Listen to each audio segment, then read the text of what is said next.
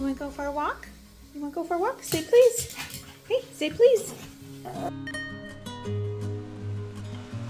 Look what presented itself on my walk. This is a flight feather because it's short on that side.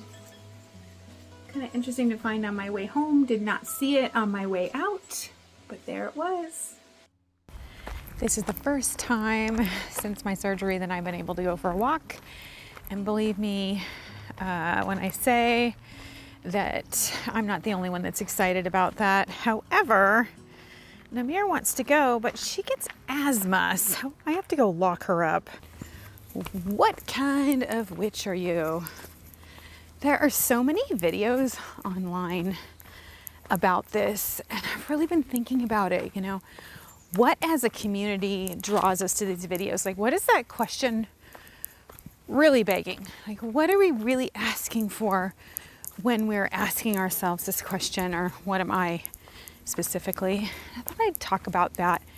Talk about just how I feel about the question, what it means to me, how I think it hems me in, and how I think it liberates me at the same time in some ways. All right, we're gonna try this because I can't seem to contain her, which is really annoying. When Namir was little, she learned to go for a walk in the woods with us. But partway through the rock, she would lay down and pant. I took her into the vet, and that's when I learned that she has asthma. So we have a little kitty inhaler that we use. So we may be taking this very slowly, which is probably good for me. If you're on here hoping that I'm going to outline specifically all the types of witches so that you can figure out which one you are, that's not how this video is going to go. There are lots of those out there. This is more about what that question can mean for you and how exploring it can help your practice. I've said this so many times, but we as humans love straight lines. I think when we ask the question, what kind of witch am I? It's about wanting a straight line, wanting a path, wanting to know for certain that you're heading the right way, and wanting to have something to kind of give you guardrails, like, you know, if you were bowling, the little guardrails that pop up that sort of keep you on that path. And in some ways, I think that's a really great thing because it can give you a focal point, especially if you're new to discovering this kind of spirituality. That could be really empowering, really positive because, you know, at least for me, when I was originally drawn to this path, it's like, which way do I go? And then I wanted it all right now. And so having something that sort of narrows your focus can be really cool. It can really help you to discern, to explore an avenue really fully with a focus. Come on. Come on. Come on. She got left behind. Oh, poor baby. And so I think that can be an incredible tool to use. And there's so many books that focus on specific areas, so you can kind of dive in and sort of feel that out and see, is this really me? Does this feel good, or what part of this feels good? Conversely, I think that this can be to your detriment. It can really like hem you in and keep you so myopic that you, or at least for myself, that I kind of get exclusionary. And I'm kind of an obsessive person. Maybe that's my ADHD, that I will kind of jump in and just grab on like a bulldog, or jump down the rabbit hole and really just gobble up everything that I can get in an area that I'm suddenly interested in.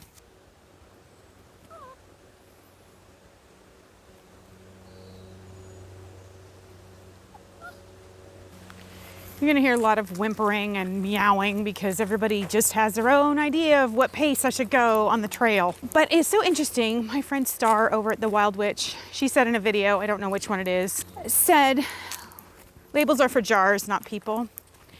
And there's a rebel in me that really feels that way.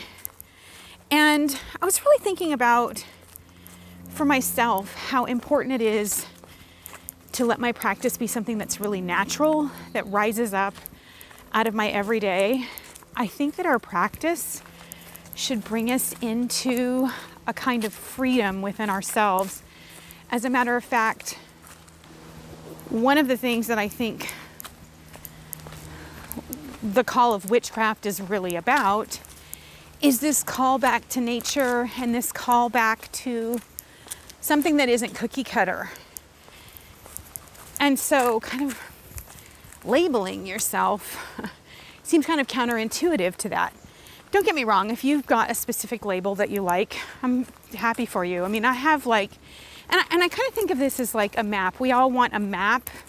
When we look at a map, there's like big countries on a map, right? And so that might be like Christianity. And then over here, there's another country that's like, you know, Islam. And then there's witchcraft. And then within the witchcraft country, there are sort of territories.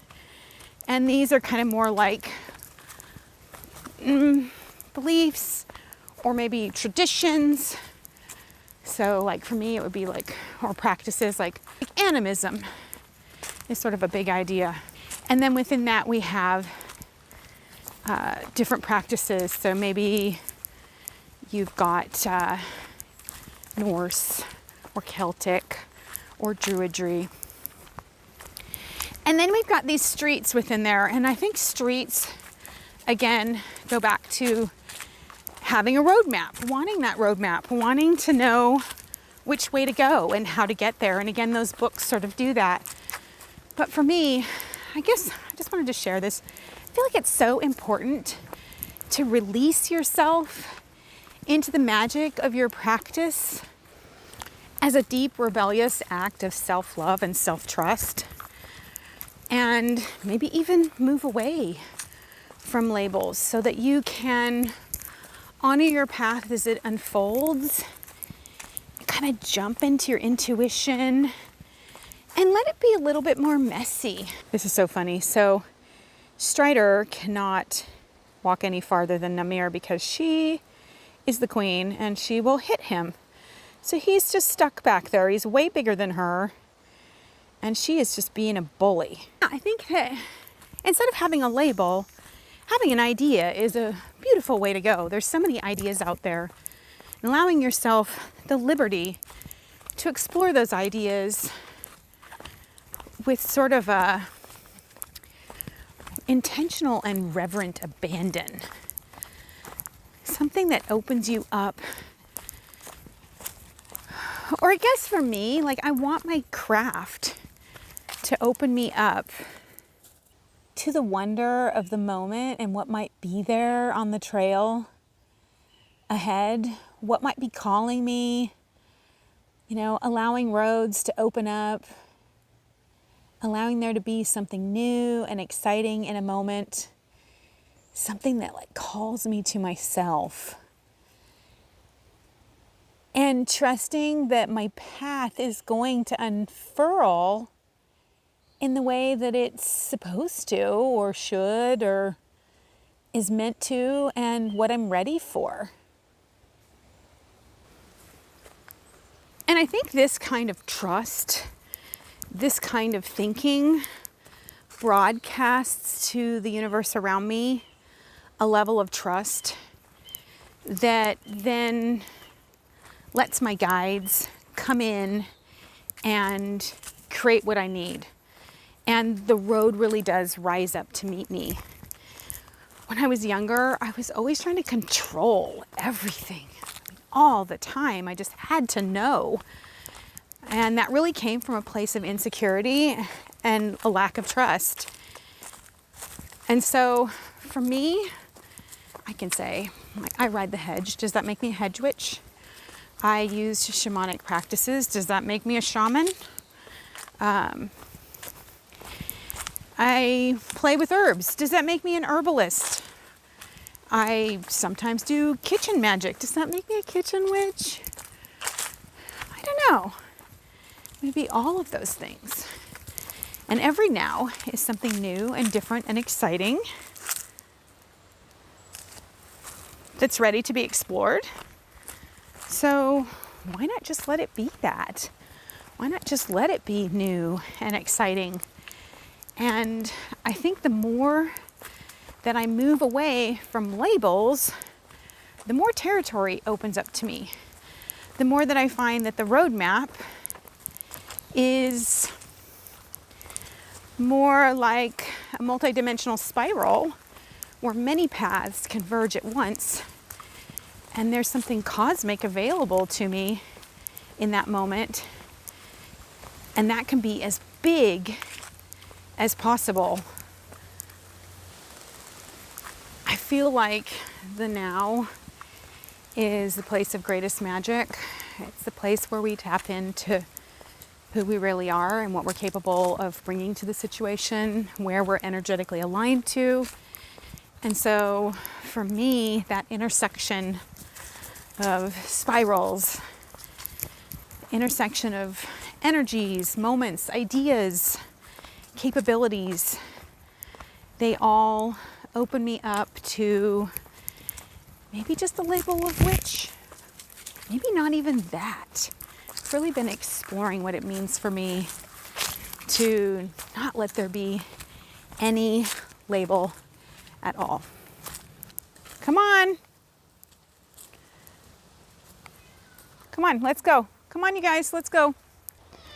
There she is, getting stressed out. Now we gotta get her in the shade and get her to catch her breath. Sorry, this is so disjointed. I knew I should not have brought her. Now she's having an episode. She wants me to carry her, but I cannot. Because of the surgery I just had, I cannot lift over 5 pounds, and she is 11 pounds. Well, this is kind of working. I didn't think she'd go for it. She's never done this before, since she just can't walk. Apparently Strider jumped up and pulled my mic out at the end there, and so all you could hear was dog panting. Let me know if you have a label, what you think about labels. You know, I think there's a part of us that loves belonging, and so having a label kind of does that for us. You know, are labels important to you? Why are they important to you? Do you feel they hem you in? Have they fallen off over the years? Why is that? You know, share your thoughts down below about labels and maybe how they've liberated you or how they have hemmed you in.